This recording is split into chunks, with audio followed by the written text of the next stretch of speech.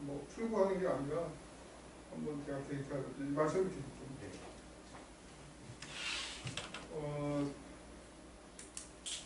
오늘은 5차의 자기상관에 대해서 간단히 말씀을 드리고, 이런 경우에 5차의 자기상관 문제가 있을 때 어떤 식으로 해결하는지 해결 방법 그걸 한번 보겠습니다. 그러니까 실제로 문제가 발생했을 때 해결 방법을 통해서 추정한 게 어떻게 달라지는지 추정 사례 추정 결과를 한번 여러분들께 보여드리고요. 우리가 그동안 많이 사례를 들어서 교과서에서 우리 텍스트북에서 예를 많이 든 거는 주로 표본이 횡단면 자료죠. 그러니까 어떤 한 시점에서 여러 표본들을 추출해서 표본들 사이에 어떤 관계가 있는지를 우리가 분석하는 게 주로 설명이 됐었고, 근데 실제로 우리가 현실에서 많이 분석할 때는 그런 횡단면 자료도 많이 분석을 하지만 시계열 자료를 많이 쓰게 됩니다. 시계열 자료라는 것은 관측지 단위가 개개인이 아니라 시간이 흐름에 따라서 관측이 되는 자료를 우리가 시계열 자료라고 하죠. 그래서 그런 경우에 이제 가장 흔하게 발생되는 문제가 가까운 시점들 간에는 서로 데이터가 관련되기 쉽다는 거죠. 그래서 이런 경우는 우리가 시계열 상관 또는 자기 상관이 있다고 얘기를 합니다. 그래서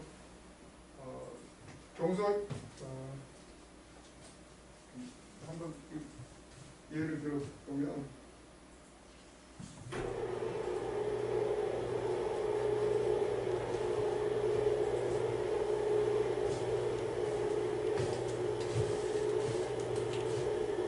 어떤 우리가 구한 자료가 t 시점의 값이라고 하는데, 시계열 자료의 경우 t 시점 이거는 연도를 표시하면 예를 들어서 1990년부터 1900년간 자료면 이런 식으로 되겠죠. 그래서 지금 같으면 2020년 자료까지 있을 테니까. 그래서 이제 yt라는 거는 이 중에 어느 한 시점을 얘기할 텐데, 이 어느 한 시점의 값이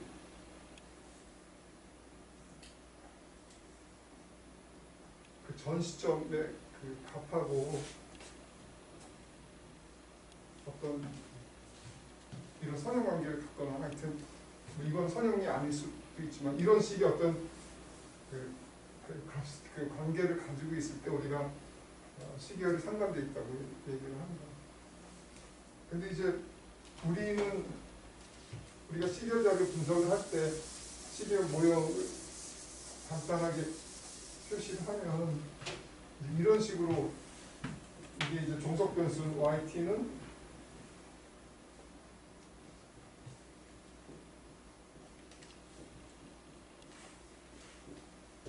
이런 식으로 우리가 변수가 하나인 경우는 x가 하나인 경우는 이런 식으로 우리가 표현할 수 있겠죠. 그동안은 t 대신에 여기 이제 i라고 했어요. 횡단면 자료를 우리가 가지고 할 때는 개개의 개별집 따지면서 이제 i라고 했는데, 이제 시계열 자료일 때 보통 t를 많이 쓰죠. 그래서 선인변수가 하나인 모형은 이런 식으로 표현이 되는데, 문제는 우리가 그동안 이렇게 해서 우리가 베타 제로하고 베타 1에 대한 추정량을 구하는데, 그래서 우리가 이런 추정량을 구하잖아요. 근데 이거 추정량을 우리가 구하면 이걸 우리가 OLS로 보통 최소 제곱법으로 해서 추정을 하면 이 추정 결과가 블루라고 했잖아요. 그래서 이게 베스트 리니어 언바이스드 에스티메이터 해가지고 우리가 이걸 되풀이해서 만 추정하면 결국은 이 분포가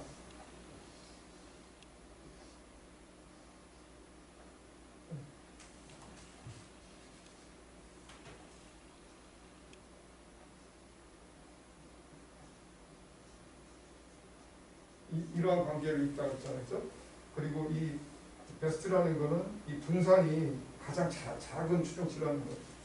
근데 문제는 만약에 우리가 이런 블루를 얻기 위해서는 그동안 여러 가지 앞에서 가정을 했었어요. 이제 이 오창에 대한 가정, 여러 가지 가정을 했었는데 그게 이제 오창 사이에 서로 관계가 없고 해야 된다는데 우리가 앞에서도 봤지만 시결 자료는 바로 전기나 가까운 근처 자료의 값에 영향을 받는 게 상당히 흔한 일이거든요. 그래서 이 오창이 이게 그 어떤 그 전기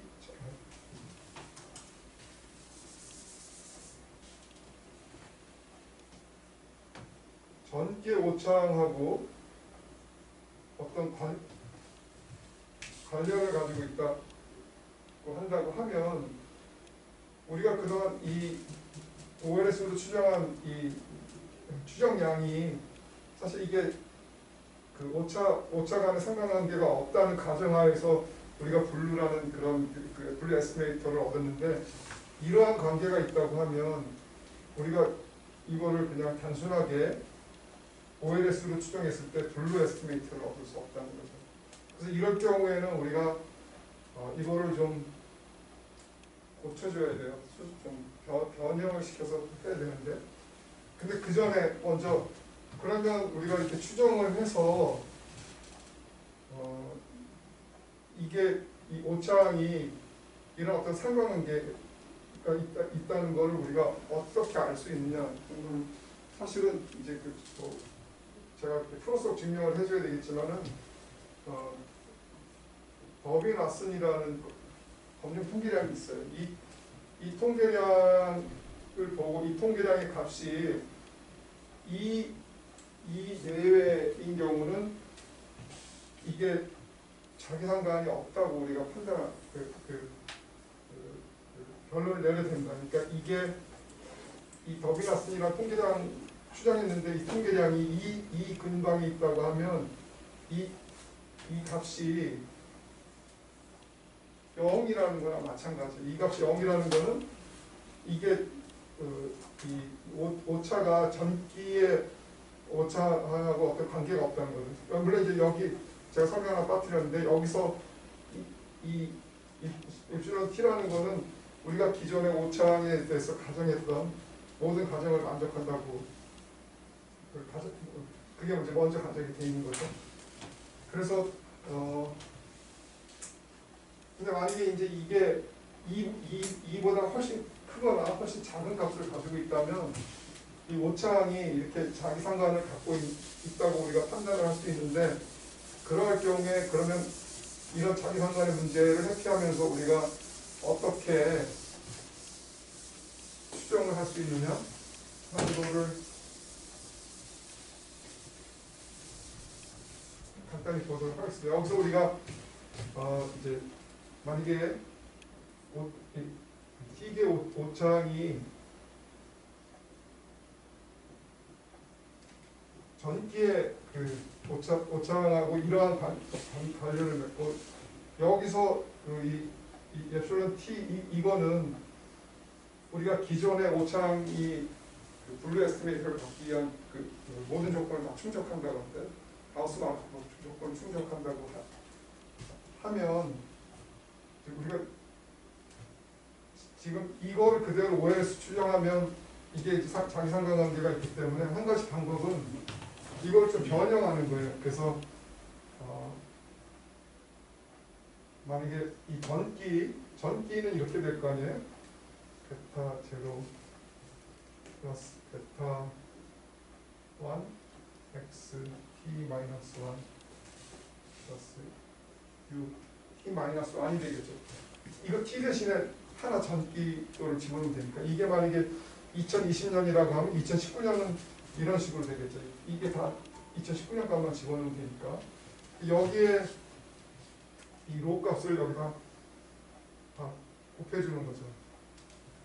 이렇게. 그래서 이거를 빼면 우리가 이런 식으로 얻을 수 있죠.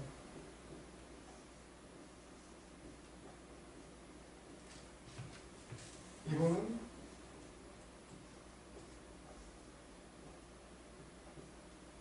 이거에서 이걸 빼는 거니까 이거는 베타 1 xt 마이너스 로 xt 마이너스 1 그리고 이거 빼니까 플러스 그죠? 이거는 여기서 이렇게 바뀔 수가 있고 이건 가우스 마르코프 그 정립 그걸 조건을 충족하는 오차항이 되고 그래서 여기서 이거를 그냥 라지 yt라고 우리가 보는 거예요. 이거를 베타 프라임 제로라고 합시다. 이거를 이렇게 빼놔자고요. 이렇게 될 수가 있죠. 그래서 원래 식의 롤을 곱했을 때 차분을 하면 이러한 관계는 우리가 이제 이건 ONS를 돌려서 우리가 베타 제로하고 베타 1을 더하면 그거는 블루 에스티메이트가 될 수가 있는 거예요. 그래서 우리가 이제 그냥 추정했을 때 이런 오차 자기상관의 문제가 있는 경우라고 하면 이런 식으로 변형을 해서 추정을 하면 오차 자기상관의 문제를 해결할 수 있어요. 이거를 코코넛 오컷이라고 보통 얘기하는 그런 방법으로 추정할 때 이제 이렇게 해서 하는 건데요. 그래서 그거를 이거는 그냥 그런 게 있구나 한번 보시면 되겠습니다.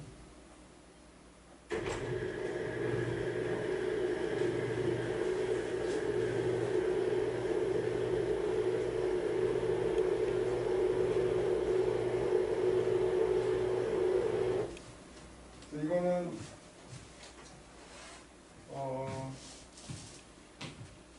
제가 이제 그 전력 수용함수를 추정을 한 거에서 LEC라는 거는 전력 수비인데 이제 앞에 L이 붙은 거는 로그를 붙이면 탄성치를 붙여서 그리고 GDP 앞에 L 붙이면 로그 GDP라는 거고 이게 LREP라는 거는 이게 R이라는 거는 그 실질 가격으로 샀다는 거예요. 그래서 우리가 총전력 소비라고 하면 전력 가격을 이거는 이제 도매물가 지수로 나누어서 구한 지수죠. 그래서 이제 1990년부터 90몇 년부터인가 하여튼 추정을 한 건데요. 그렇게 해서 추정한 결과를 보면 이거는 처음에 전력 소비를 단지 그 GDP만 가지고 한번 본 거예요. 그랬더니 소득 탄력성이 1.18, 19, 거의 1.2쯤 되겠죠. 그래서 GDP가 1% 증가하면 전력 소비는 1.2% 정도 증가하는 그런 결과를 얻을 수 있는데 뭐 T값도 상당히 좋고 뭐 사실은 그 R스퀘어도 우리가 이게 조정된 R스퀘어가 0.99가 될 정도로 굉장히 높게 잘 나오고 있죠. 사실은 뭐 이것만 봐도 결과가 훌륭하지만 사실은 가격이 또 전력 소비에 영향을 주기 때문에 가격을 집어넣어서 추정을 하니까 이런 식으로 그 전에 제가 앞에서 우리가 여기 보면 여기 보면 더빙아슨 스태티스틱이 나왔잖아요. 이게 이제 자기 상관이 있느냐 없느냐를 오차항이 자기 상관이 있느냐 없느냐를 검증하는 그 통계량이 되는데 이 값이 0.19밖에 안 돼요. 근데 아까 제가 이 값이 2 내외가 돼야지 오차항이 자기 상관이 없다고 그랬잖아요. 근데 이건 이제 오차항이 자기 상관이 아주 뚜렷하게 발생하는데 대부분의 오차항이 자기 상관이 왜 발생하느냐 뭐 여러 가지 이유가 있겠지만 그 중에 하나 우리가 유력하게 꼽아볼 수 있는 거는 지금 이거는 우리가 추정 모형이 전력 소비를 단지 소득만 가지고 설명하는 거예요. 전력 소비에 영향을 주는 거는 소득뿐만이 아니라 가격이나 어떤 다른 영향들도 많이 있잖아요. 근데 설명 변수로 소득만 집어넣기 때문에 오차항에 사실 가격이라든지 이 소득 이외에 전력을 소비할 전력 소비를 설명할 수 있는 많은 변수들이 사실 그 안에 포함되어 있는 거라고. 그런 경우에는 그 오차항이 오차항 현재 값이 과거 값하고 그 관련을 맺을 가능성이 상당히 커요. 그래서 이제 한 가지 방법은 뭐 이렇게 더비나 쓴 통계량이 낮으니까 이거를 바로 그냥 그 앞에서 보았던 그런 변환의 과정을 거쳐가지고 추정을 할 수도 있겠지만 우리가 이 모형에서 생략된 변수, 중요한데 포함시키지 못한 변수가 뭐가 있을까 고민을 해서 이제 추가를 한번 먼저 하는 게 그 다음에 그 작업 순서라고 볼 수가 있는 거죠. 그래서 우리가 가장 쉽게 생각할 수 있는 거는 수용 가격이 그 소비에 영향을 많이 줄 테니까 가격을 포함시켜서 한번 추정을 해보는 거예요. 가격을 포함시켜 추정을 해보니까 뭐 소득 가격성은 1.2, 가격 가격성은 0.3 이런 식으로 나왔어요. T값을 다 줬고 R스퀘어 굉장히 좋고 더비나 쓴 통계량도 앞에 거보다는 개선이 됐어요. 2에 조금 더 가까워졌죠. 그렇지만 이 값이 0.5밖에 안 되기 때문에 여전히 오차항이 자기 상관을 가지고 있다고 볼 수가 있어요. 그러면 이제 우리가 여기에다 이제 더 어떤 새로운 변수를 추가해서 이 값이 어떻게 바뀌는지 우리가 좀 해야 되는데 뭐 아무래도 안 됐다.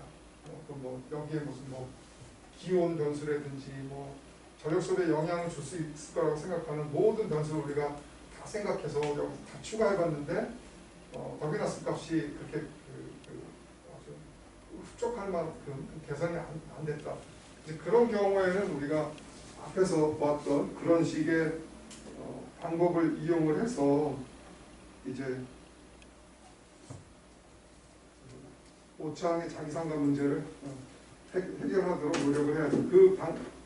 하나가 이제 이건 힐드레스 루라는 방법 제가 두 가지를 지금 정리를 했는데 잠깐만요.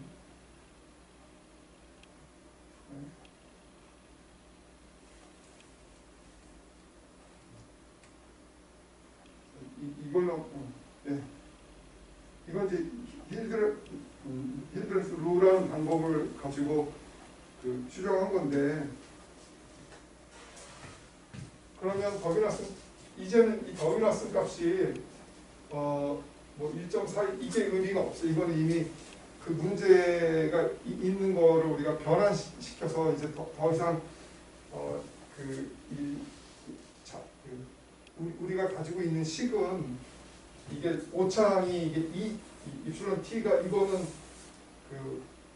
우리가 가우스-마르코프 정리를 만족시키는 그런 가정을 만족시키는 오차가 되잖아요. 그래서 더 이상 이제 자기상관의 문제가 없는 걸로 우리가 변환을 시킨 다음에 추정이 있기 때문에 여기서 이 더비나 쓴 통계량을 가지고 뭐 자기상관이 있다 그거를 우려할 필요는 없고요.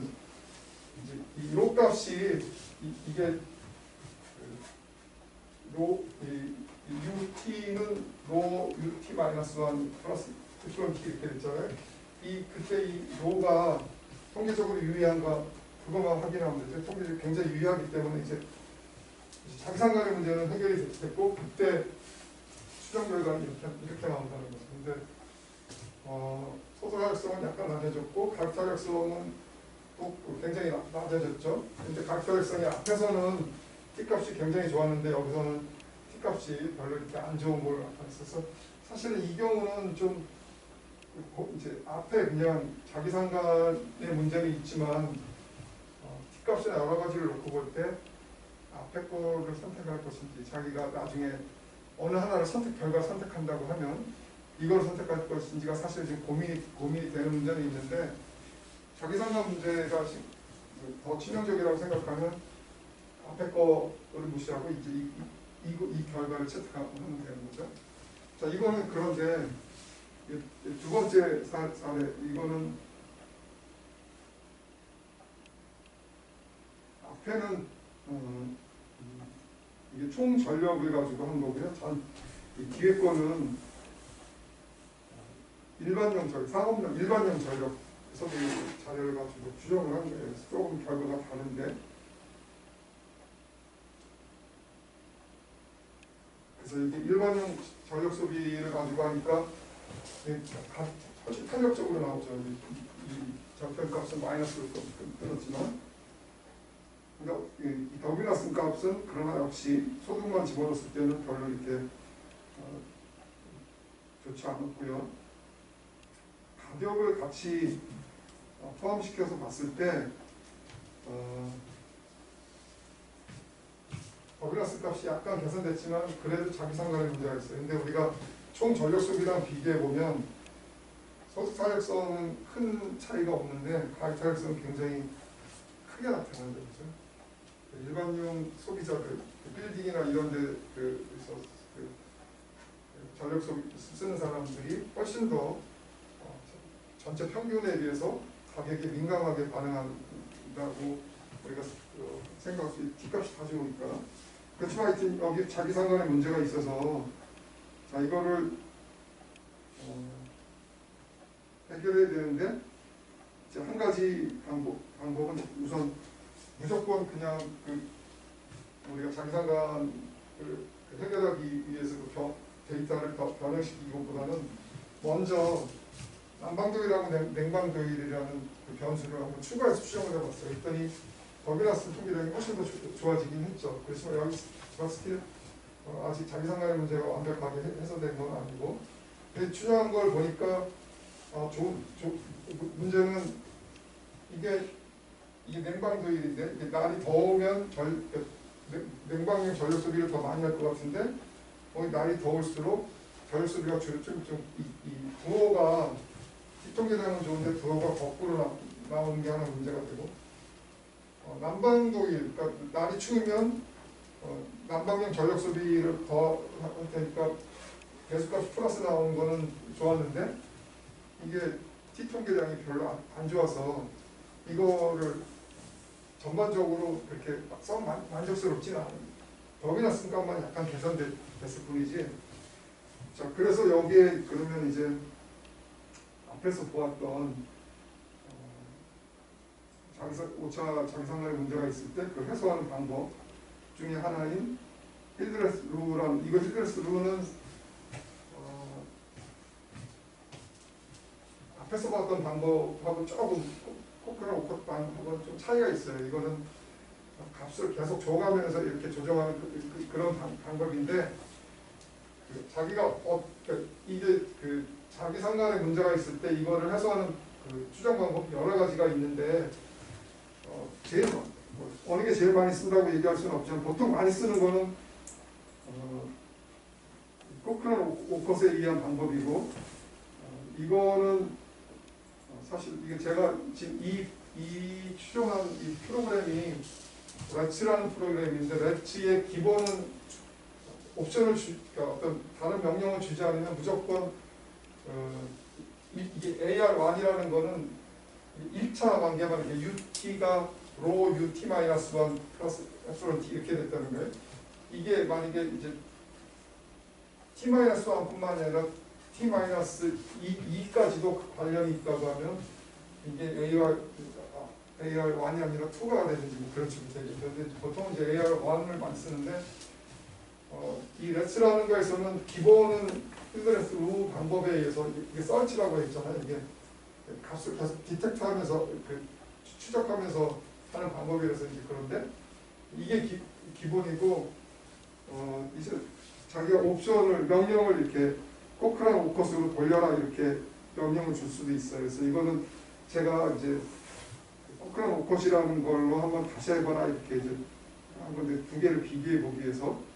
자, 이거는 어쨌거나 이게 이제 힐드레스 루라는 방법에 의해서 그 이제 그 자기상관의 문제를 해소한 다음에 해소하면서 추정한 결과를 보면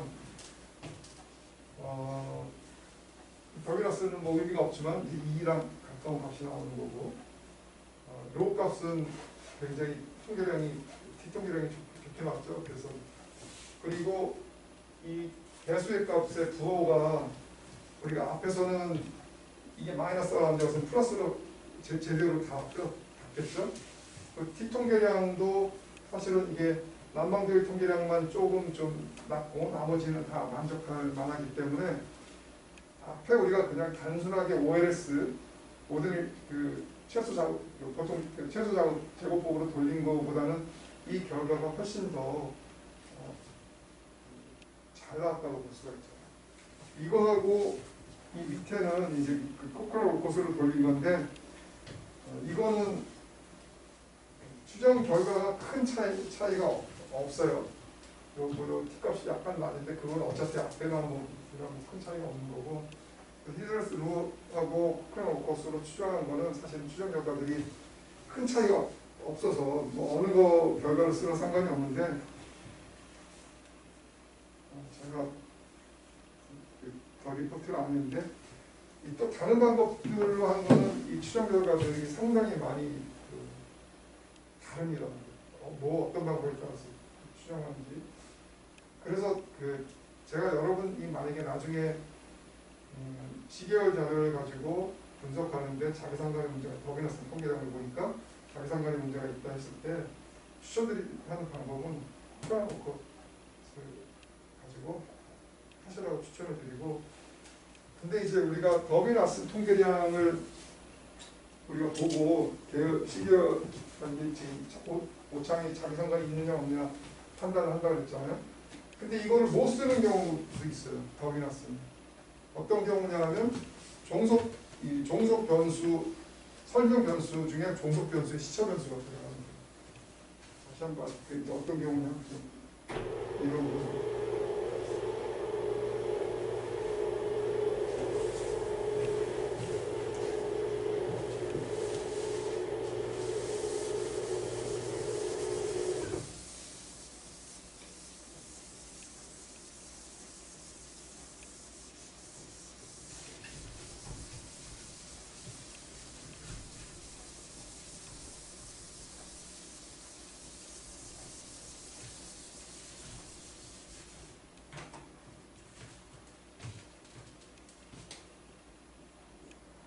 우리가 모형 시계열 자료를 가지고 하다 보면 이 설명 변수로 이 종속 변수의 시차 변수를 넣는 경우들이 굉장히 자주 나타나거든요.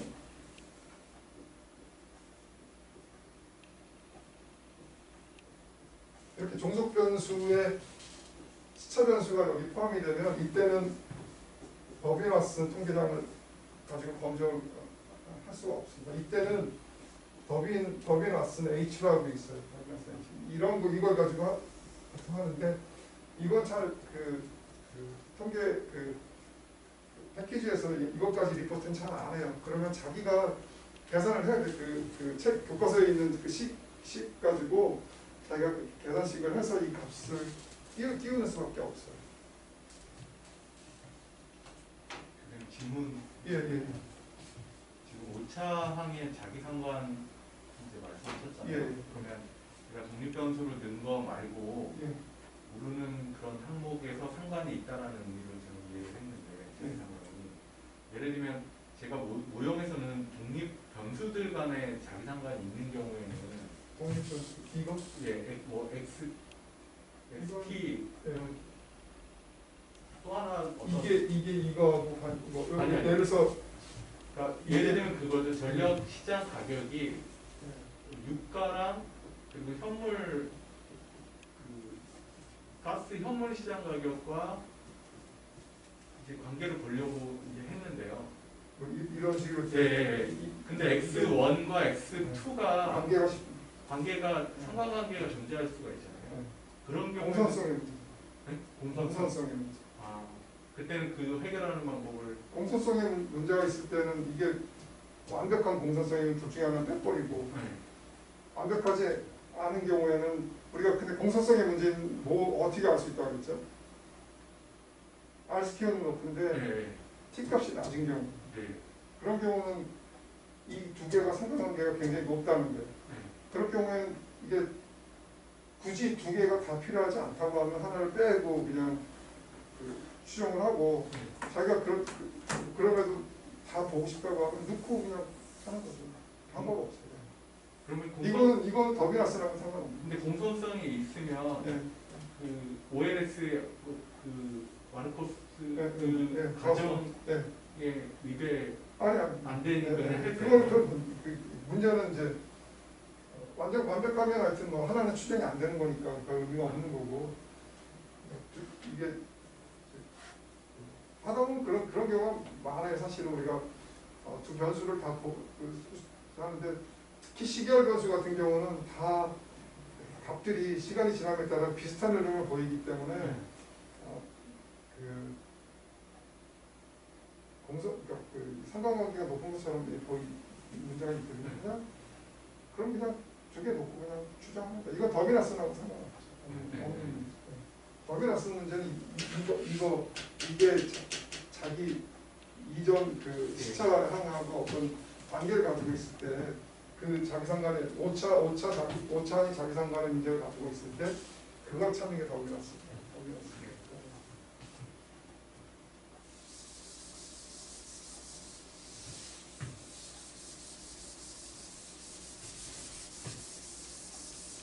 그래서 사실은 이제 뭐 대량 경제와 관련해서 여러분들한테 제가 설명드릴 수 있는 거는 하려면 뭐 더 많은 부분들이 있지만 최소한으로 이 정도는 알아야 되는 부분 교과서에 있는 것 중에서 말씀드린 게 그겁니다. 그래서 우리가 한 학기 동안 대량 경제 교과서를 통해서 우리가 배운 게 OLS 보통 최소 제곱법 그리고 왜 보통 최소 제곱법으로 추정한 추정량이 좋은가 분류이기 때문이다. 그래서 그리고 분류는 뭐 베스트 릴리 언바이스드 에스티메이터 그 특성은 뭔지 제가 여러분들한테 설명을 드렸고 근데 이제 이게 좀 이제 문제가 생기는 경우에 대해서 우리가 몇 가지 봤죠. 뭐 필요한 변수를 제거한 경우 불필요한 게 들어가 있을 때는 큰 문제가 안 되는데 필요한 변수가 빠졌을 때는 언바이스드 에스티메이트가 되기 때문에 이제 뭐 그런 거 가진 공소성의 문제라든지 뭐 오늘 봤던 그 자기상관의 문제라든지 제가 이제 그 최소한 이제 실제로 그 모형을 가지고 추정할 때 고민해야 될 그 봐야 될 부분 최소한의 그 내용들만 설명이 됐습니다. 그리고 이제 검정 통계라는 거 관련해서 우리가 이게 믿을만한 그 가설 검정을 통해서 이 변수를 채택될지 말 것인지 이 모형을 채택될 할 것인지 말 것인지를 하는 이제 것 중에 제가 T 테스트만 말씀드렸고 F 검정 사실은 중요한 게 그건 말씀을 안 드렸는데 F 테스트는 그냥 그 리셋되는 경우 거의 없기 때문에 저는 뭐 그랬고요. 그래서 이제 이론적으로 그 여러분들이 알아야 될 최소한 부분은 이제 설명을 드린 거고요.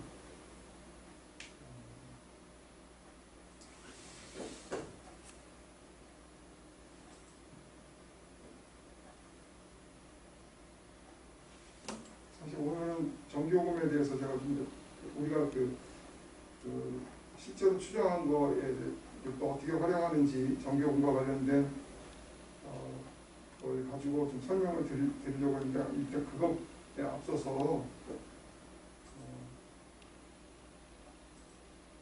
여기 제가 이게 식사주차에 가면 이제 오늘 봤던 이제 5차례 자기상관 파워포인트하고 추정 예제 좀 한글 이거 있죠? 이 파일을 거기다 올려드렸고 또 하나 이제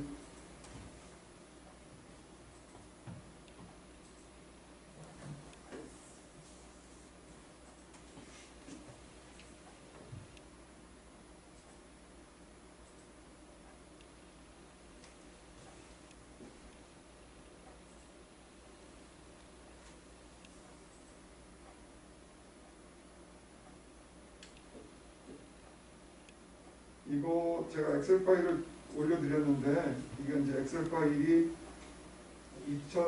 분기는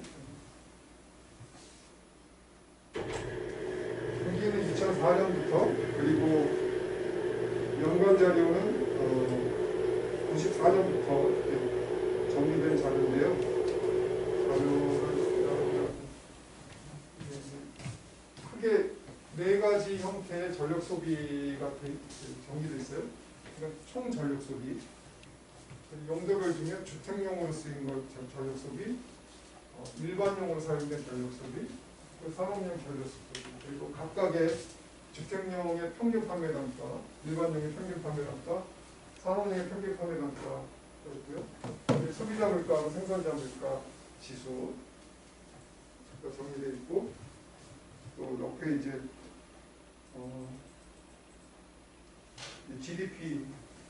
GDP하고 산업생산지수, 그러니까 난방도일, 냉방도일, 그래서 난방도일은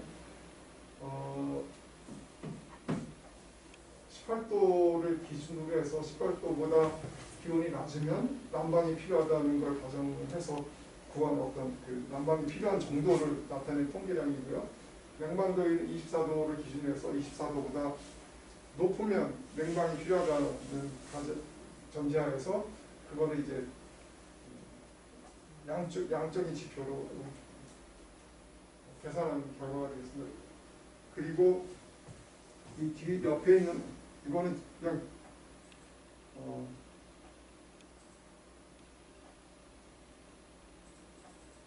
이거는 그냥 그 판매 수입은 판매 단가를 구하기 위해서 한 건데요. 여기 판매 단가 대시가 다 이 뒤에 판매 수입은 여러분이 삭제해도 되고, 연간은 앞에 있는 거를 그 연간 자료, 앞에는 분기고 이게 뒤에는 연간 자료로 되어 있는 건데, 이번에 기말 테이크홈 이그잼은 두 가지를 해보시라는데요. 하나는 저 엑셀 파일에 있는 자료를 이용해서 총 전력, 주택용 전력, 일반용, 산업용 전력 데이터력성을 추정하고 비교해보는 저 데이터를 가지고, 제가 데이터를 안 드리면 각자 그냥 막 해서 할 테니까 제가 드렸어요, 일부러. 그래서 분기 자료를 이용해서 추정하시는데, 제가 그냥 한번 해보세요. 못하셔도 상관없어요. 해보세요, 한번. 우리가 한 학기 했으니까 저기 우리 강의한 거 저 엑셀 이 전 시간에 제가 다 올려드렸거든요. 거기 보면 엑셀 가지고 어떤 식으로 회귀 분석을 했는지 그런 사례들도 있으니까 그거 그리고 강의 녹화된 영상이나 이런 거 잘 보시면 하실 수가 있어요. 그걸 보시고 내가 한번 그때 한 학기 계량 경제를 했으니까 한번 해봐야지 하고 생각을 하고 해보시면 좋고, 나 해야 근데 내가 이거 언제 이거 하냐, 그러면 그냥 안 하셔도 상관없습니다. 그거는 그냥 알아서 하세요. 제가 그것까지 강요하기는 좀 그래요, 여러분들한테. 그리고 또 하나는 주택량 전력 소비가 2016년 말에 주택량 기준요금이 바뀌었어요. 그래서 2010년 전까지는 6단계에 11.7배였거든요. 그 제일 낮은 요금, 제일 비싼 요금이. 근데 2016년, 사실 2017년부터는 그게 3단계, 제일 싼 요금하고 제일 비싼 요금 그 차이가 3배로 줄어들었어요. 그 요금 구조가 확 바뀐 거죠. 그래서 그것 때문에 주택용의 전력 소비 부족 변화가 발생했는지 한번 검증해 보시는, 우리 더미 변수를 가지고 하는 걸 강의를 했으니까 한번 해보시라 말씀드립니다. 근데 제가 우리 연구소에서 최근에 완결된 연구는 아니지만 상당히 재미있는 결과가 나온 것 같더라고요. 그래서 여러분들이 한번 여유가 되시면 한번 해보세요. 그래서 이게 교수님, 그러면 1번 같은 경우는 하나, 둘, 셋, 4개의 모형이 나오는 거고, 그때 독립변수는 소비자 물가, 생산자 물가, GDP. 그러니까 가격은 하나죠. 아니, 가격은 하나고요. 그러니까 소득하고 가격 변수만 하나씩 하면 돼요. 그러니까 총전력은 뭐 우리 많이 봤잖아요. 그러니까 가격하고 총 전력의 판매 단가를 물가 지수로 나눠서 실질 가격으로 하면 되고, 주택용은 뭐 총 주택용 전력 소비를 주택용 뭐 GDP 소득은 GDP 자료 봤을 때 없으니까 GDP 자료를 가지고 하고, 가격은 주택용 판매 단가를, 근데 이 주택용 같은 경우는 어떤 걸로 나눠주는 게 소비자 물가로 나누는 거예요.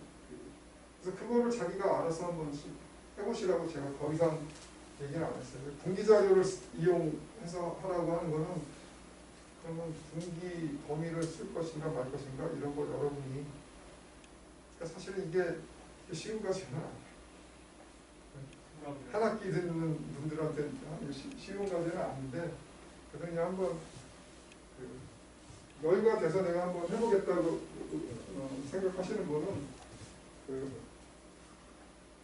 의지를 갖고, 그러니까 이제 저는 금세 하지. 저는 이거 이렇게 되시면 그냥 저 사실은 지금 하면 우리 다음 시간 전에 다 끝내서 여러분들 설명까지 다 드릴 수 있는데, 그냥 여러분들 한번 해보시라는 그런.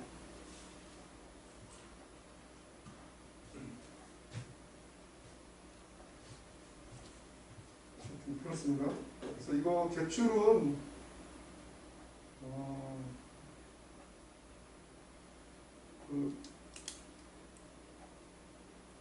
마지막 시험이 며칠? 6월 19일입니다. 6월 19일이요? 네. 그게 토요일이잖아요. 네. 그럼 우리는 어떡하지? 난 다음 주 종강할까 했는데. 괜찮을 것 같아요. 왜냐면 우리는 사실은 네. 휴강도 안 하고 다음 거랑 마찬가지이기 때문에 예. 다음 주 종강하고 다음 주까지는 수업을 하는 거죠. 15주차는, 그럼 15주차는 수업이 없는 거예요? 그러니까 15주차가 오늘이 13주죠? 29, 5일, 12일은 수업이 없는 거예요? 19일은 마지막 제가 볼 때 있는 거 같아요. 있습니다. 수업을 해요? 네. 아, 이번에 보강, 휴가모에 네, 대해서 휴강을 보강, 보강. 우리는 사실은 5일은 할 그럼 12일이 사실 시험 첫 기말고사 시험 네, 원래 거거든? 원래? 그럼 그날 없는 거야. 그러니까 그날 제가 그냥 하나 와가지고 그러는데, 여러분들 엑셀 가지고 OLS 한번 돌리는 걸 시연을 한번 하는 정도로만 하든지, 그건 제가 고민을 해볼게요. 네. 네. 제출은 뭐 기말고사 제출은 19일까지 합니다. 19일이면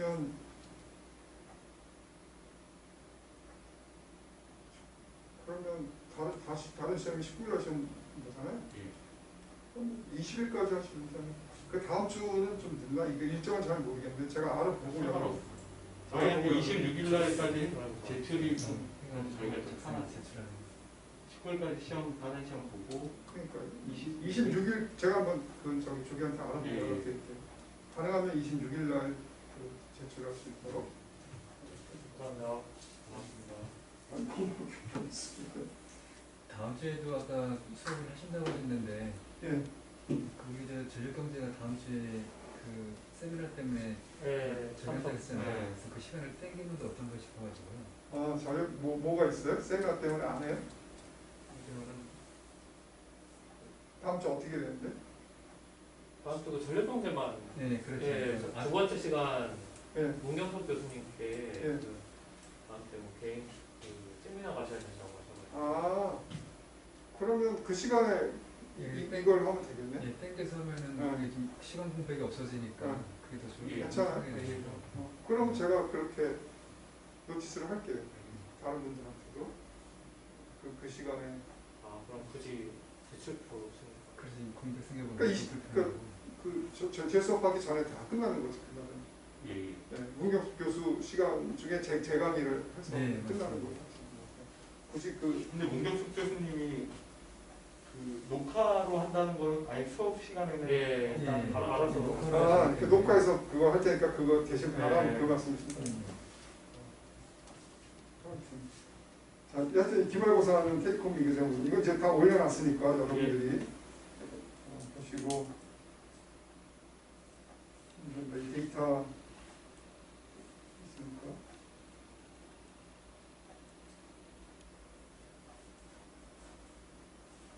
그러시면 되고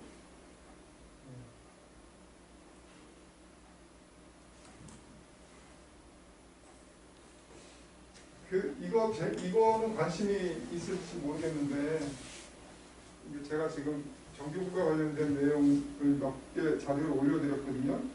관심 있는 분은 한번 보세요. 우리나라 정규국은 체계는 용도별로 되어 있습니다. 그래서 전기를 공급 원가에 의해서 요금을 매기는 게 아니라 사용 용도에 따라서 요금을 내고 부과하고 있죠.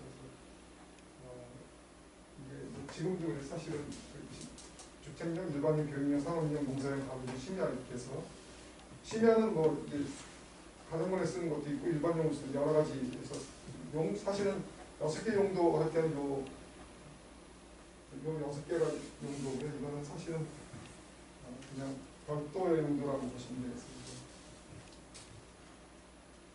주택용에는 지금 3단계 누진요금 2016년 인 거죠.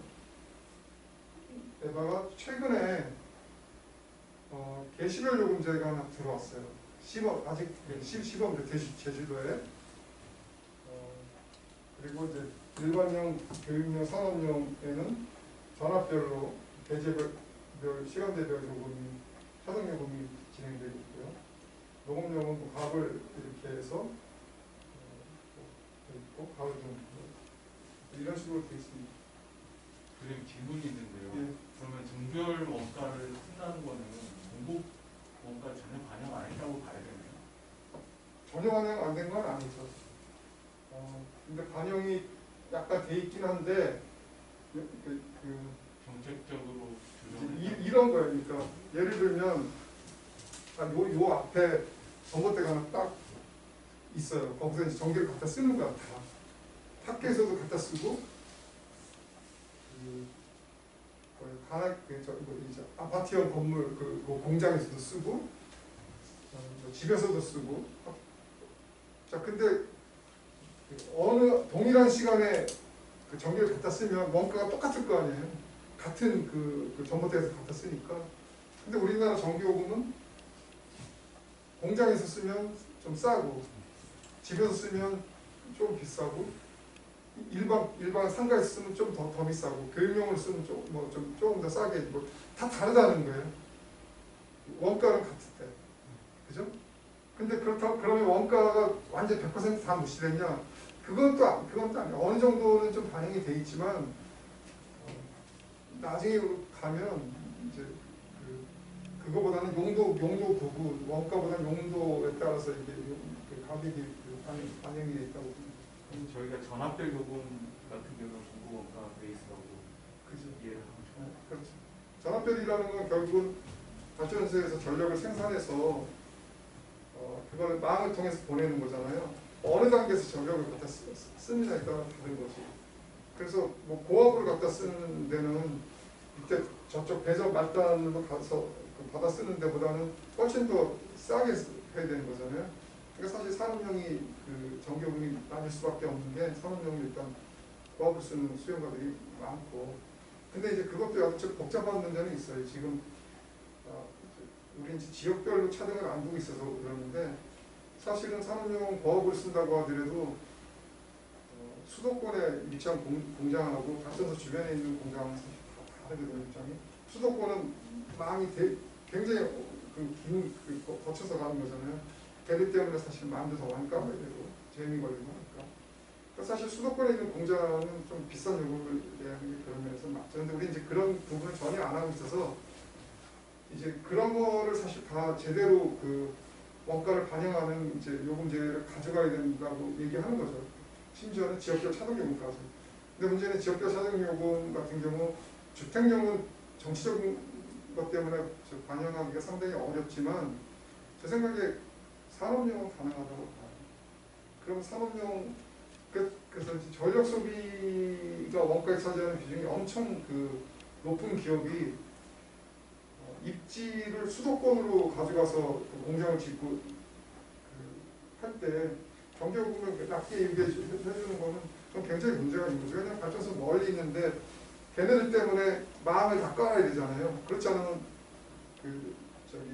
잼이 걸리니까 그 쓸데없는 망을 많이 까는 거는 마찬가지고요. 그럼 걔들한테 사실 비싼 요금을 부과해서 네가 거기서 그 요금을 부과하더라도 할 것인지 아니면 발전소 근처로 와서 수송비가 거리 짧게 하든지 그거를 선택할 수 있는 어떤 그런 요금제를 해야 된다.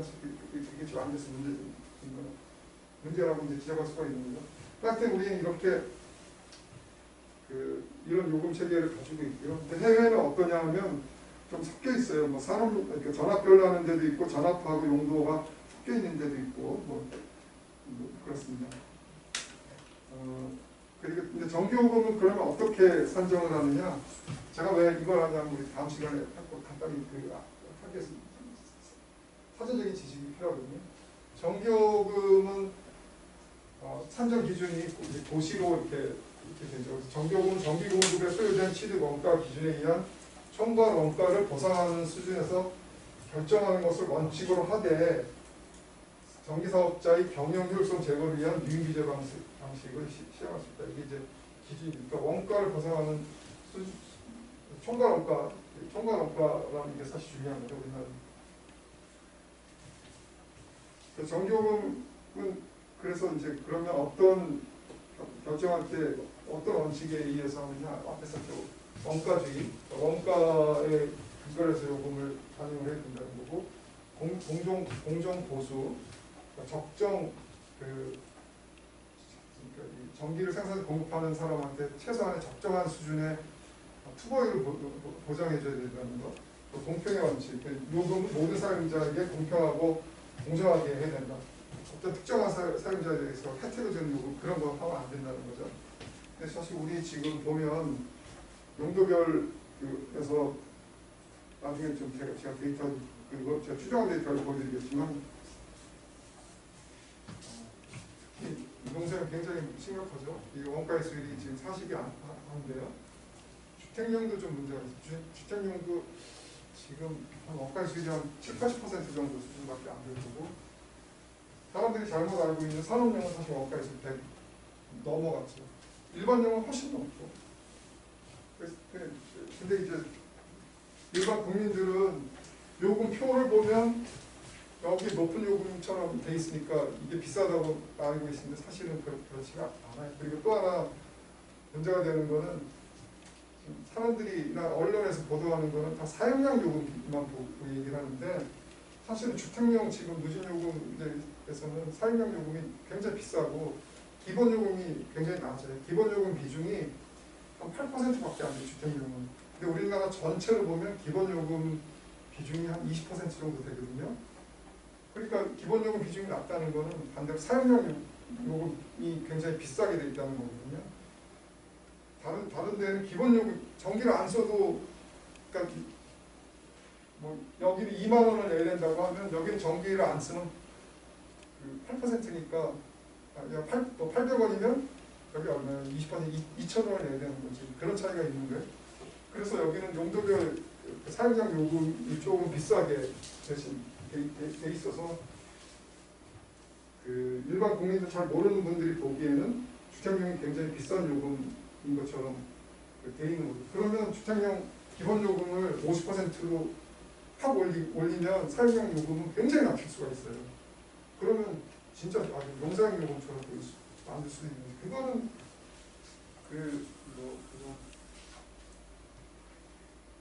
기술이지. 그래서 요번에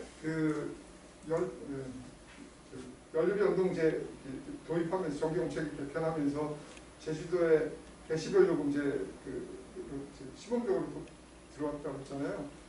근데 그 데시벨 요금 표를 보면 기본 요금 비중을 굉장히 높여놨어요. 사용량 요금이 낮아요. 그래서 어떤 게 문제가 발생하냐면 현재 그 누진 요금을 쓰고 있는 사람 중에 데시벨 자기가 보는 거예요. 이렇게 어느 요금제를 선택하는 게 유리한가를 자기가 선택하는 거죠. 지금 그 데시벨 요금제를 도입한 이유는 그거거든요. 소비자한테 선택권을 하나 더 주는 거죠. 그러니까 통신요금은 다양한 요금 문제를 가져와서 자기가 어떤 형태의 그 요금을 선택하는 것이 나한테 가장 유리한가를 택해서 할 수 있잖아요. 근데 지금 주택용은 딱 하나만 있다가 이제 데시벨 요금제라는 걸 지금 만들어서 한번 이제 해보겠다는 건데 이게 굉장히 멍청한 사람이 이 표를 설계했어요. 멍청한 거지 진짜. 왜냐면 그거는 기본요금 비중을 굉장히 높이고 이 사용량 요금은 낮은 수준에 설정을 했기 때문에 소비가 많은 가구만 유리한 요금제예요. 그래서 이거를 시뮬레이션을 해보면 그 데이터를 가지고 있는 친구가 있어요. 그 각 가구의 시간대별 그 소비량과 상위 5% 소비량이 상위 5%에 속하는 가구는 데시벨 요금을 택하는 게 유리해요. 그거보다 그러니까 소비량이 평균 이하면 데시벨로 가면 요금이 되게 많이 올 수밖에 없다고. 그럼 나중에 만약에 이런 결과를 제가 언론에 배포를 하면 그게 무슨 어떤 욕을 먹겠어요? 저거는 잘 사는 애들한테만 혜택을 주는 요금제 하나 달랑 만들었다고 욕을 먹을 수밖에 없다고. 그러니까 설계를 잘못한. 그걸 하려면 지금 현행 누진 요금제 하에서도 그 기본 요금 비중을 높이고 사용량 요금을 낮게 하는 요금제도도 하나 또 만들고 단일 요금 같은 것도 하나 하고 해서 진짜 여러 가지 그래서 그 소비량이 근데 사실 소비량이 낮은 가구는 원가보다 훨씬 낮은 그 요금을 지불하고 있기 때문에 먼저는 그거부터 해결을 해서 주택용 요금을 원가에서 100을 맞춰놓는 것부터 먼저 하지 않으면 문제가 발생할 수밖에 없어요. 정규금 이제 원칙이 그렇다는 거고요. 현재 이제 총괄원가에 의해서 요금을 할 때 총괄원가는 전력 공급에 소요되는 적정 원가에 적정 투자 보수를 가산한 금액이라고 해서 이제 공식은 이렇게 돼 있어요. 총괄원가는 적정 원가하고 적정 투자 보수. 적정 원가는 전기 생산 공급을 위해서 사용된 적정 비용에서 영업 비용이나 적정 거기세 뭐 이런 것들이 포함되고 적정 투자 보수는 요금 기재의 적정 투고율을 곱하는 거. 이렇게 해서 이 두 개를 더한 거를 총괄원가라고 합니다. 그래서 총괄원가를 계산을 해서 이제 뭐 이제 투고율 계산할 때는 뭐 자기 자본 이익하고 타이 자본 이거는 뭐 이런 거에 의해서 결정을 한다고 하고요. 그래서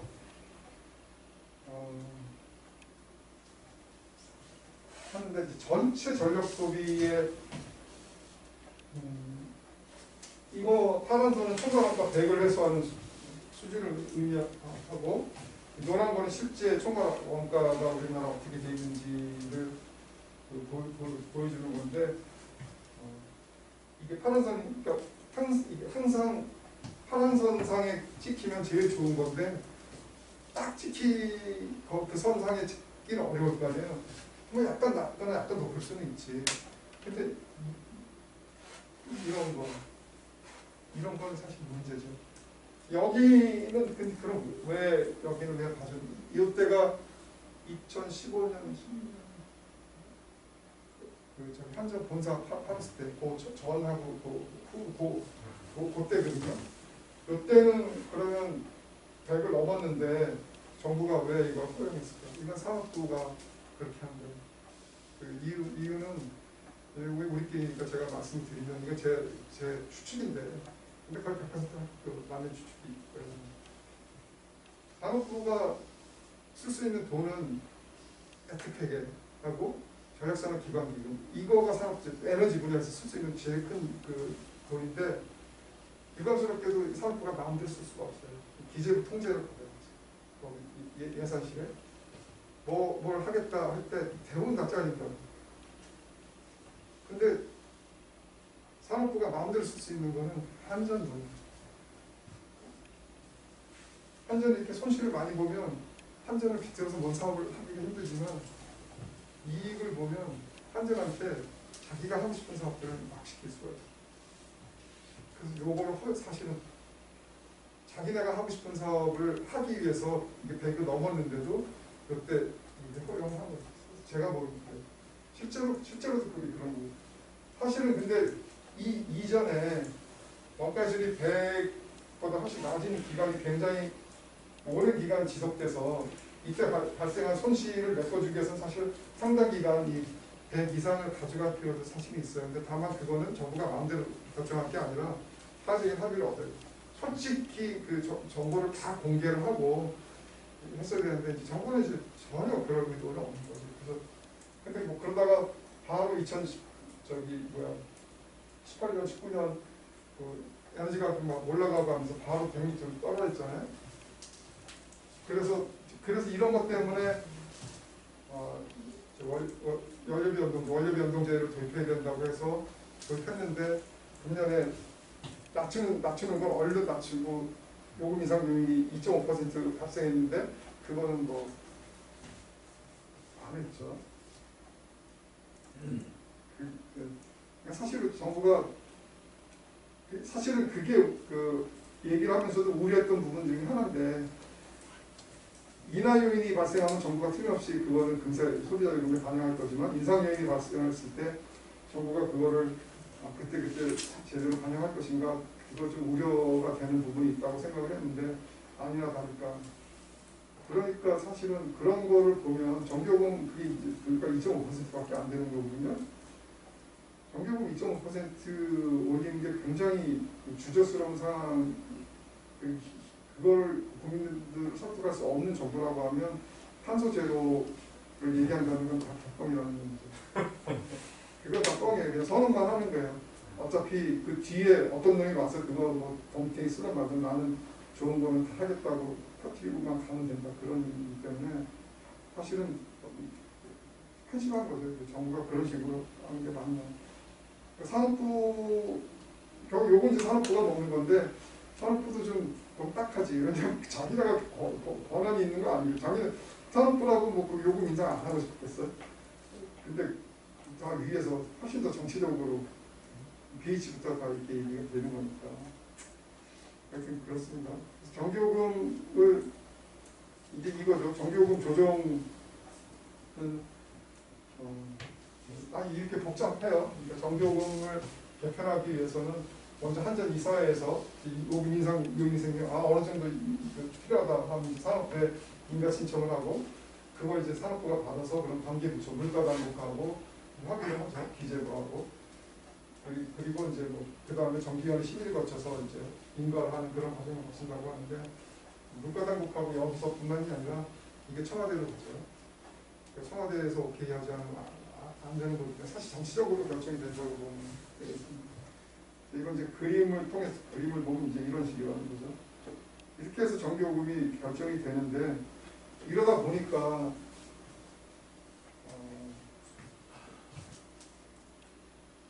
이제 여기에 명시적으로 밝힐 수가 없는 그 정치적인 그 요인 청와대가 이게 표하고 상당히 그 밀접하게 관련이 돼 있어서 지금 우리가 제가 앞에 용도별로 그 정기요금이 결정되고 있다고 했는데 가장 문제가 심각한 게 지금 농사용하고 주택용이잖아요.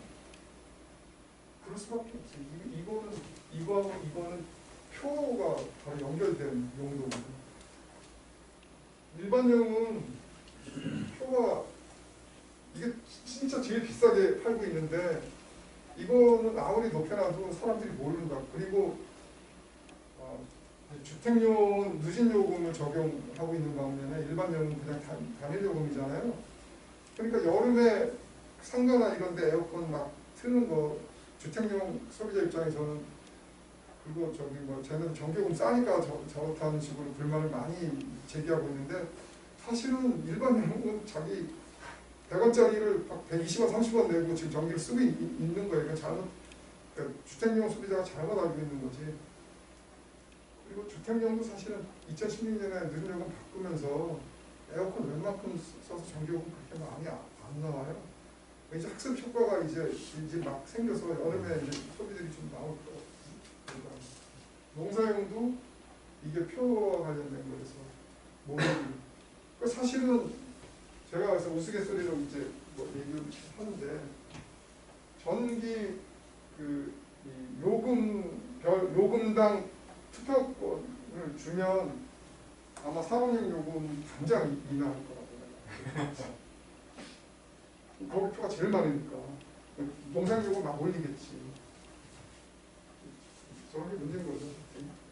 이런 식으로 이제 요금이 결정이 되고, 잠깐만 제가 좀 보여드리려고 하는데,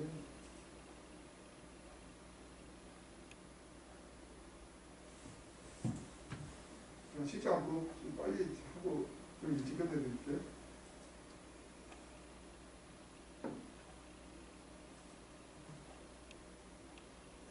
사실은 이건 지금 다 계산, 그 전에 제가 뭐 하면서 이외에 업데이트가 안 했는데, 우리 지금 총괄 원가는 발표를 합니다. 그러니까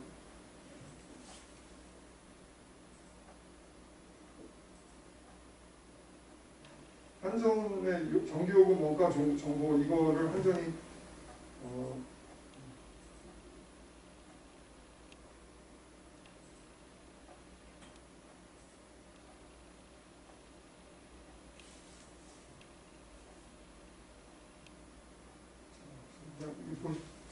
이 한전에 들어가면 이거 자료를 얻을 수 있거든요. 그래서 매년 이거는 전체 총 전력 소비와 관련된 원가 자료 용도별은 아니고 이거는 한전이 발표를 해요. 그래서 이 원가 정보 이걸 가지고 계산하면 앞에 봤던 총 전력의 원가의 수율은 여기 종합으로 되어 있는 이 원가의 수율은 이제 매년 발표가 되는데, 문제는 이 안에 있는 그 종별 원가는 발표를 안 하고 있죠. 종별 원가는 2012년까지는 발표하고 그 이후에는 발표를 안 하고 있어요. 이제 발표하면 여러 가지 논란이 되니까.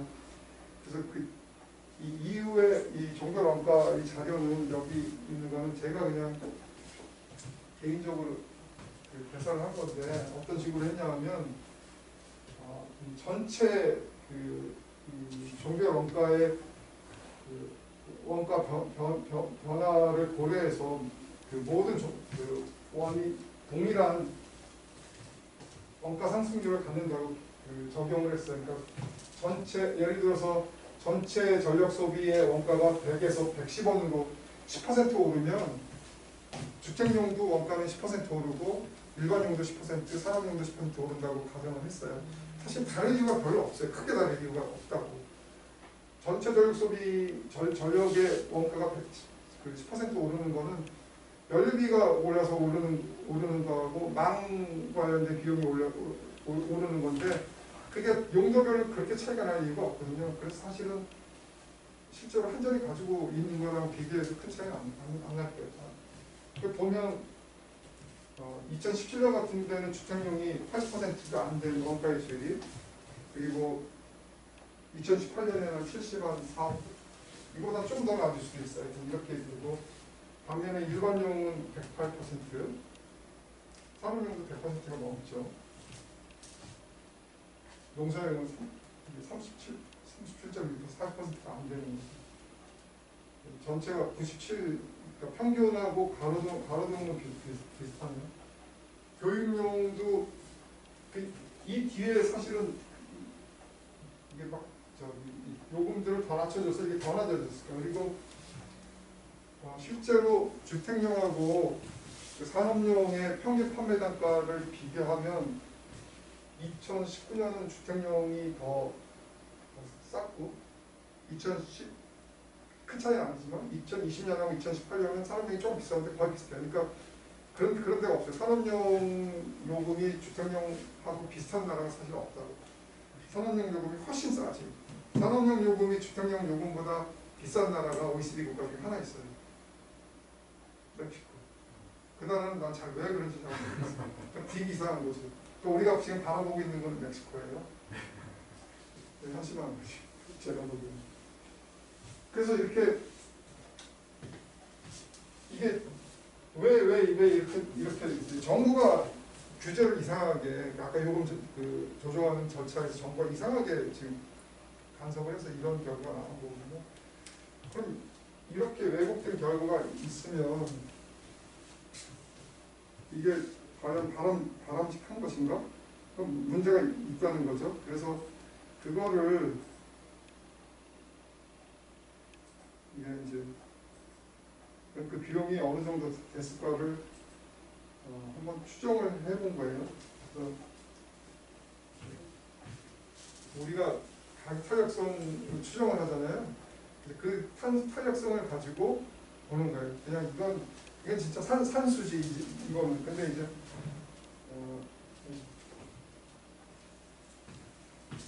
이게 농사용 전력 소비인데 농사용 이거 최소 최대가 농사용은 없어요. 그냥 여기 원래 일반용이나 뭐 다른 용도는 우리가 추정을 하다 보면 앞에서 봤지만 여러 가지 이케이션과 추정하잖아요. 그 중에 이게 100% 제일 좋아 얘기할 수가 없기 때문에 가장 그럴듯한 것들을 고르다 보면 각탈성이 좀 낮게 나타나는 것도 있고 높게 나타나는 것도 있어서 그걸 선택해가지고 각탈성 최소 최대 범위를 정해서 이제 계산을 이제 하는데 농사용은 그냥 하나만 했어요. 농사용은 사실은 각탈성을 찾는 게 쉽지도 않고 이렇게 됐다는 거는 농사용 전력을 요금을 10% 오르면 소비가 2% 감소한다는 거잖아요. 근데 농사용은 원가 해수율이 지금 40%가 안 되잖아요. 그러니까 원가 해수율을 100으로 만들려고 하면 농사용 같은 경우는 인상률이 155%가 돼야 되고 이게 인상률이에요. 원가 해수율을 100으로 만드는 인상률 이게 그래서 이렇게 요금을 인상하게 되면 전력 소비가 이만큼 줄어든 농사용에서 그러면 농사용 전력 소비가 이만큼 주면 이만큼 발전을 안 해도 되잖아요. 송배전 손실이나 이런 걸 다 고려하면 발전량은 이만큼 줄여도 된다는 거예요. 근데 이만큼 발전을 줄인다고 하면 여기에 투입되는 연료를 투입 안 해도 되잖아요. 근데 이게 제일 위에서 소비되는 연료라고 하면 LNG. 그래서 이제 LNG 투입량 감소가 얼마, 그걸 이제 해서 대충 이게 발전량이 이만큼 줄기 위해서 또 LNG로 다 감소시킨다고 하면 뭐 이제 그 투입 개수를 해서 이게 이제 투입 개수, 그다음 이제 감소량이 결정되고 그럼 이제 그 도입 단가하고 환율 같은 걸 고려하면 이제 비용이 얼마나 절감이 되는지 뭐 그런 거를 이제 계산한 거예요. 그러니까 우리가 각탈성을 그냥 추정하는 게 우리가 지난 시간에 제가 보고서 하나를 가지고 여러분들한테 말씀드렸지만 그 각탈력성이 시간에 따라서 변화되는 게 정책적으로 어떤 의미를 가지고 있느냐 해서 그거에 따라서 어떤 정책을 각 정책을 어떻게 가져가는 게 필요한지 뭐 이런 거를 우리가 추정치를 가지고 그런 정책적인 어떤 시사점을 도출할 수도 있고 탄성치를 가지고 이런 비용 같은 거를 추정해 볼 수도 있는데 이게 뭐 사실은 정확한 건 아니지만 그럼 대충이라도 우리가 경량적으로 어느 정도 우리가 쓸데없는 비용을 그러니까 왜곡된 가격 때문에 쓸데없는 비용을 지출하고 있는지 해볼 수 있다는 거죠. 연구소에서 반복하는 짓이 한 겁니다.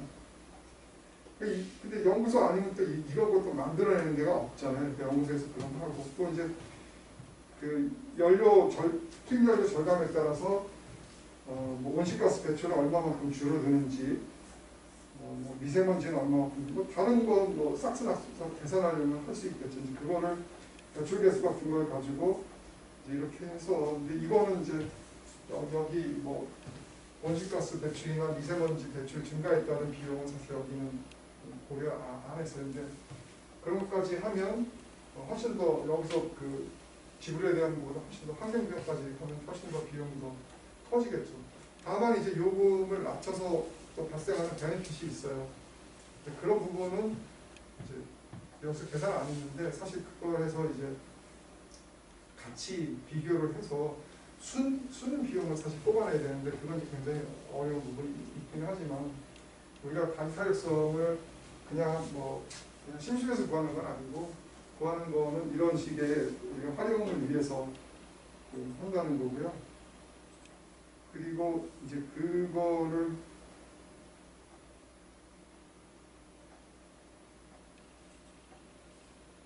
이게 이제 이제 저하고 이제 우리 연구소의 안경식 박사라는 친구하고 같이 한 보고서인데 이제 그래서 이제 그 가격 타협성을 여기 추정을 하고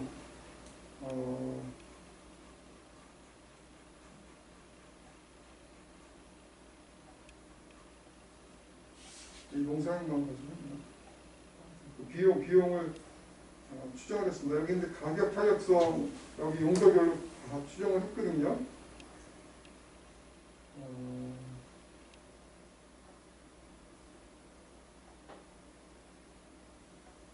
근데 여기 지금 사실은 제가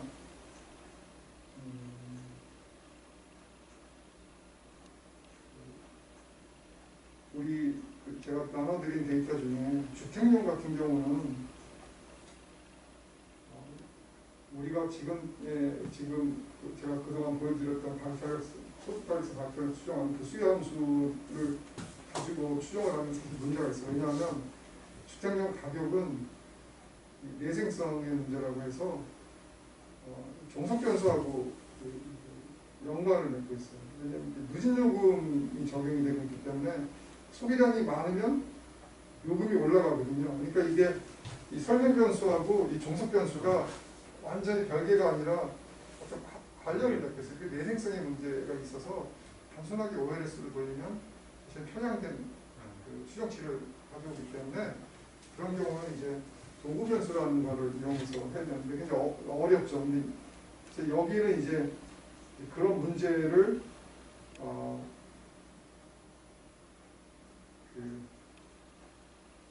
해소하는 그런 방법으로 추정을 했어요. 근데 추정 방법을 자세하게 설명을 안 하고 그런 식으로 했습니다. 그래서 이렇게 이런 식으로 용도별로 이렇게 단타일성을 추정하면 가격이 왜곡되어 있을 경우에 그게 어느 정도의 비용을 초래하는지 그런 부분에 대해서도 우리가 추정을 해볼 수 있다.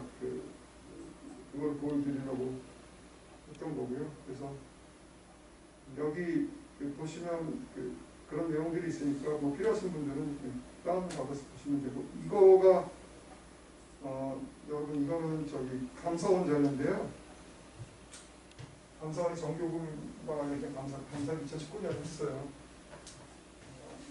100% 동의하지는 않지만 이거 보시면 우리나라 정교금과 관련돼서 어떤 문제가 있는지 정교금이 어떻게 결정되는지 굉장히 잘 감사원이 있기 때문에 우리가 일반인이 얻을 수 없는 정보를 가지고 분석을 해놨어요. 그래서 예를 들면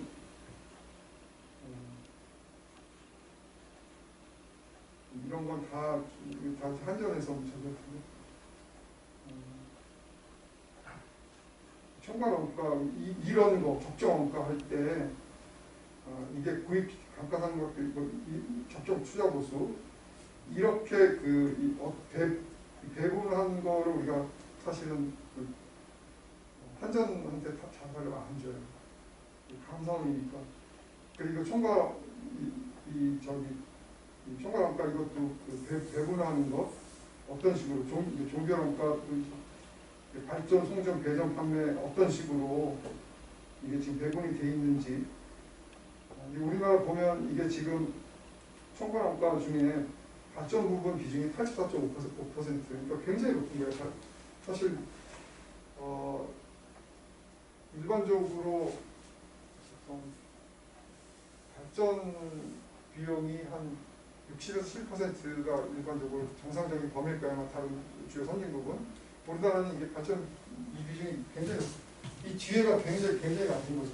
사실 이것도 이게 정확한지 좀 따져볼 필요도 있긴 한데 이걸 보면 우리가 이런 자료를 보면 이런 걸 가지고 그냥 우리나라는 저게 높구나 해서 그냥 그치는 게 아니라 여기서 뭘 하나 생각할 수 있냐면 우리 이제 이 뒤에 게 낮잖아요. 이 뒤에 게 낮다는 건 우리나라가 정교금이 다른 나라보다 낮게 될 수 있는 유리한 점이라는 거예요. 왜냐면 이 뒤에 망 비용이 우리나라는 임금 밀도가 높잖아요. 망을 많이 그렇게 막 중국이나 많이 큰 나라는 그망 까는 비용이 엄청나게 많이 들 거 아니에요. 우리는 망 비용이 적게 들기 때문에 전기요금을 상대적으로 다른 나라보다 낮게 가져갈 수 있는 유리한 조건이 있는 거죠. 그런 면에서는. 거기다가 우리 원자력이 굉장히 용어가가 낮잖아요.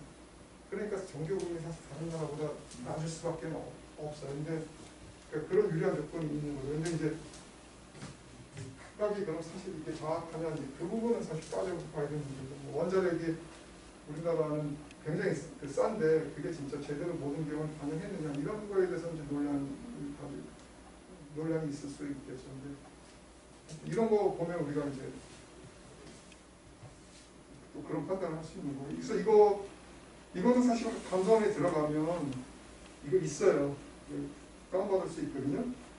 근데 그냥 요금에 관심이 있는 분들은 한번 보시라고 제가 다운받은 거 올려놨으니까 여러분들 한번 보시면 되겠습니다. 예, 오늘은 뭐 여기까지만 하고요.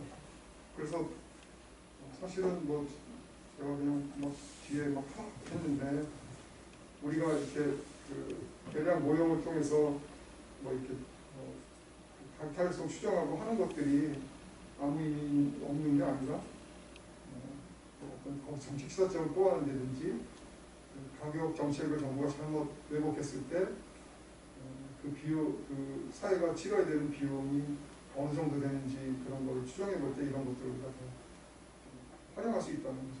이런 거 아니면 사실은 이렇게 하지 않으면 그런 비용을 추정할 수 있는 방법이 없는 거잖아요. 그러니까 이거는 그래서 우리가 진짜 이만큼의 비용을 지불했다 그 액수가 뭐 얼마나 정확한 이게 뭐 아니라 그게 흐름이 어떻게 되고 있고 과연 우리가 지금 이런 문제가 있는데 이걸 그냥 가져가야 될 것이냐 그런 거 판단할 때 하나의 근거로 활용할 수 있다는 거죠. 예, 그래서 우리가 그 계량 그 경제를 배우는 게 간단한 것 같지만 이렇게 다양한 그 활용 가치가 있다는 걸 여러분들한테 보여드린 거고요. 예, 질문 있으면 하십시오. 아까 종별로 예. 회수 원가 예. 님께서 분석하신 거는 예. 외부로는 공표를 안 하시나요? 이거 여기 있어요. 네? 2019년 보고서에 그거 보고서에 담겨 있어요? 예. 했죠. 이제 이거는 그러니까 여기 있죠. 한전에서 별 얘기 안 하나요? 한전은 좋아하지. 대신 얘기해 줬잖아요. 한전이 제일 지금 한전은 이거 올리고 싶어 하잖아요. 근데 사실은 이 용도별 원가의 수율도 지금 사실 문제가 있어요. 무슨 문제가 있냐면 이 원가를 계산할 때 지금 현행 이 종별 원가는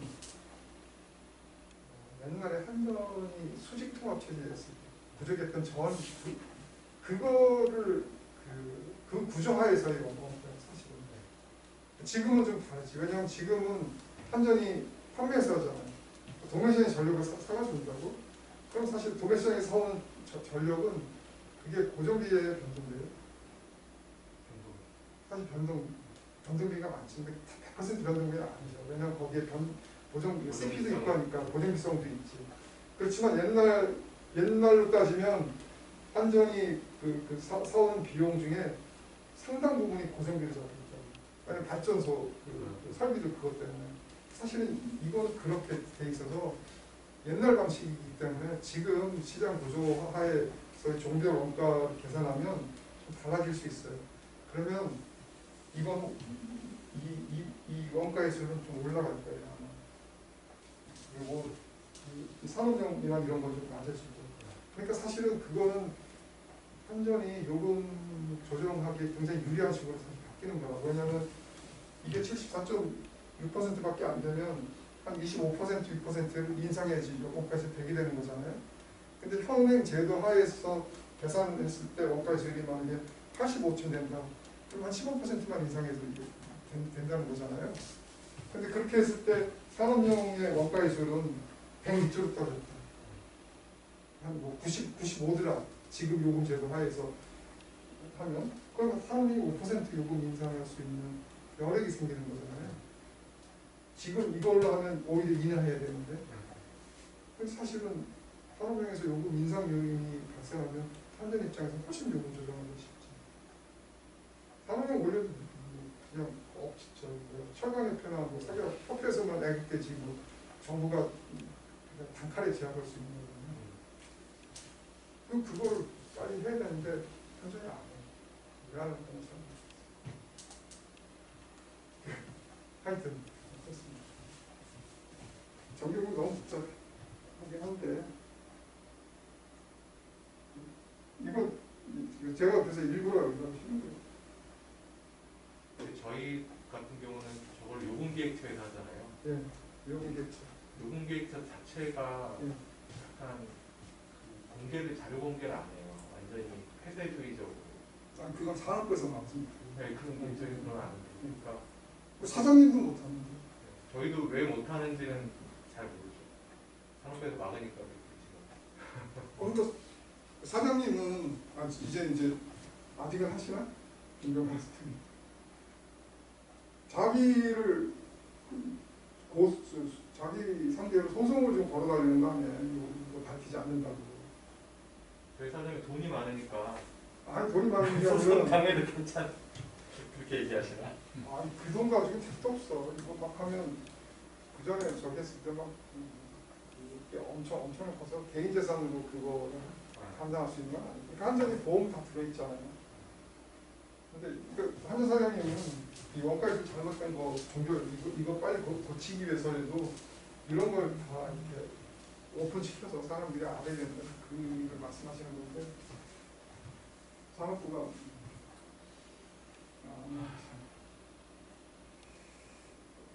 또 뭐 질문 조금 여기서 마치겠습니다.